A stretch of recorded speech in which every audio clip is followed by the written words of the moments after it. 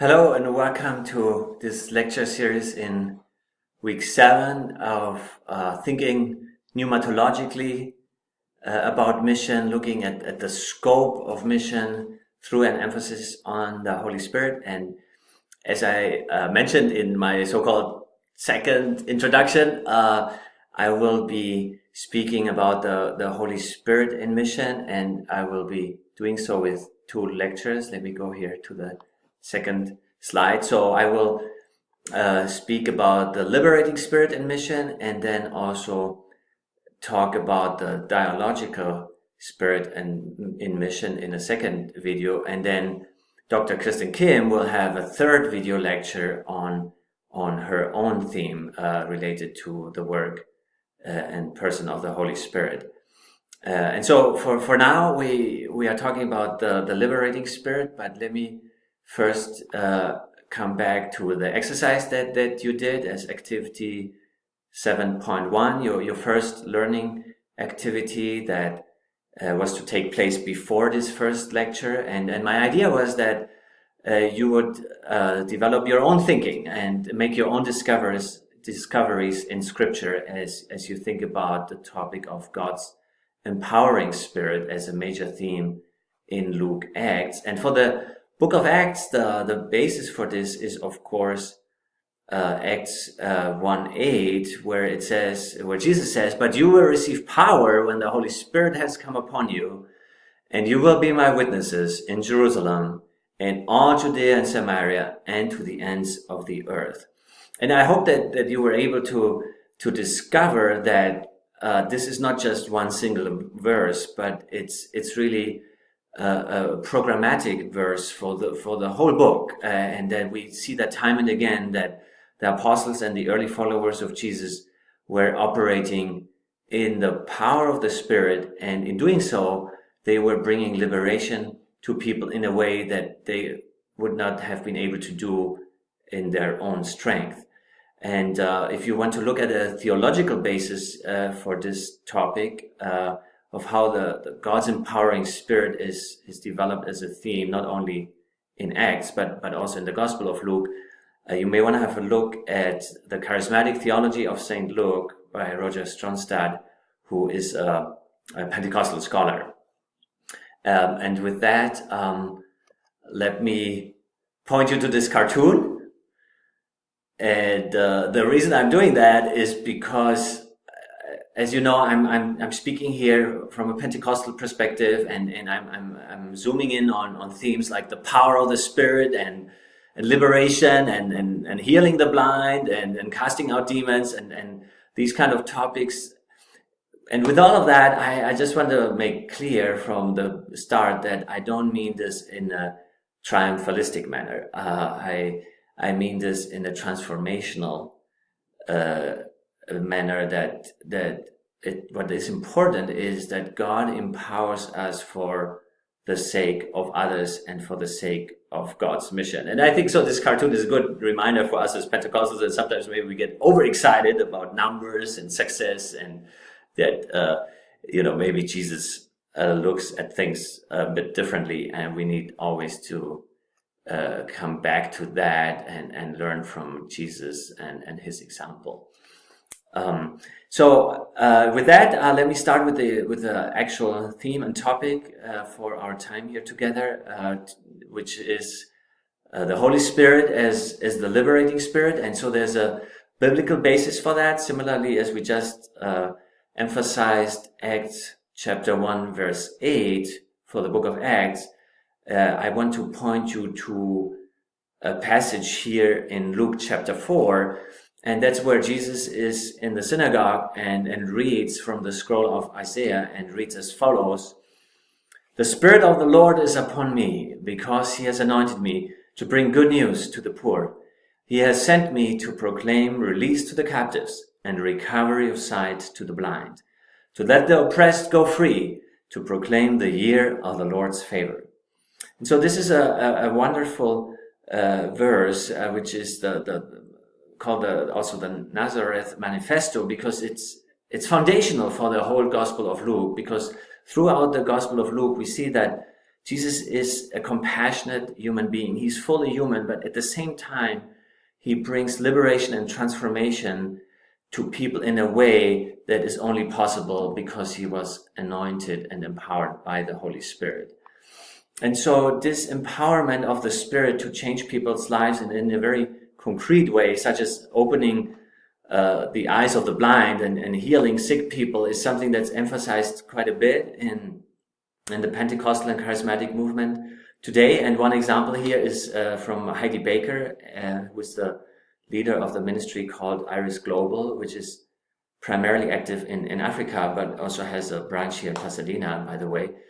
And so there's a link that you can watch where she gives testimony of how a blind man in Africa who was a Muslim was physically healed. So he could see again, and he then also accepted Jesus, responded to the gospel, and was baptized. And on Canvas, I will have another section with several links to a variety of videos that highlight what is happening in the world today in the Pentecostal movement. And so if you are interested in that, you can have a look at it later. So we have a ministry example of the Liberating Spirit, and we have a biblical basis with that programmatic verse in Luke 8. And what I want to highlight is, again, that this is something that we see throughout the Gospel of Luke. And yes, it does involve physical healing. It does involve signs and wonders, as for example, here in chapter 7, Jesus raising the dead son of a widow back to life. But there's also other aspects of liberation, such as in the scene later in the same chapter, we have the scene where Jesus forgives a sinful woman, and after that we have this few verses that describe how women who had been healed and delivered supported Jesus with financial means. And so here we have 3 examples of how Jesus ministers to women, and that's important because women in those days were marginalized by and large, and were not at the center of society. And so what we see is that Jesus brings liberation, in particular to the marginalized, which happened through his ministry, such as also when he accepted Zacchaeus, which is recorded in Luke 19. And by the way, it's only recorded in Luke, so this is unique material of Luke that we don't find in the other synoptic gospels. We don't find it in Matthew and Mark. And so what that does is it highlights a theme that is characteristic of Luke, which is Jesus reaching out to the marginalized, which he did through his ministry, but also through his teachings. And so we have several of his parables, such as the parable of the prodigal son, the parable of the rich man and Lazarus, the parable of the persistent widow. We have parables like these where the hero of the story is a person who was usually marginalized in that kind of society that Jesus was operating in. And so here we see that Jesus is embracing people who usually were being excluded. And so this topic that when someone operates in the power of the Spirit, that this brings liberation to others, is something that has also been examined by theologians. And so I want to give you an example here of Michael Wilkinson and Stephen Studebaker, and who wrote a book, and that book is Liberating Spirit. And it talks about Pentecostals and social action in North America. And so what it highlights is the role of Pentecostals in topics that are related to social justice. And so this book here, Liberating Spirit, Pentecostals and Social Action in North America, what it does is it explores issues of race, class, gender, and ecology, and it affirms that there's a strong biblical basis to perceive the Holy Spirit as a liberating spirit. And as such, it moves Pentecostals away from a traditional scope of missions that maybe was very narrow, which was mostly about preaching the gospel, getting people saved, and having church growth. And so what scholars are investigating now is what Frank Macchia here, who is with Vanguard University, which is a Pentecostal university here in Southern California, And he says this book is a manifesto for a progressive North American Pentecostalism. And as we will see later, this idea of progressive Pentecostals has also been examined in the Global South, and I will point you to another book for that later in this video lecture.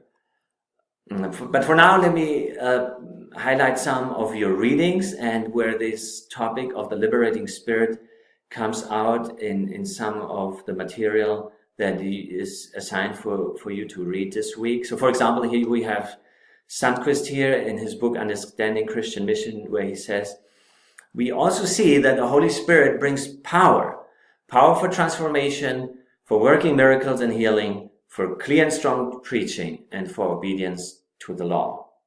Another example would be Amos Young, who writes, if Jesus accomplished the saving works of God, proclamation of the gospel to all, in particular to the poor, healing the sick, delivering the oppressed and the captives, and inaugurating the Jubilee year of divine favor and redemption through the power of the Spirit, then so also did his original disciples.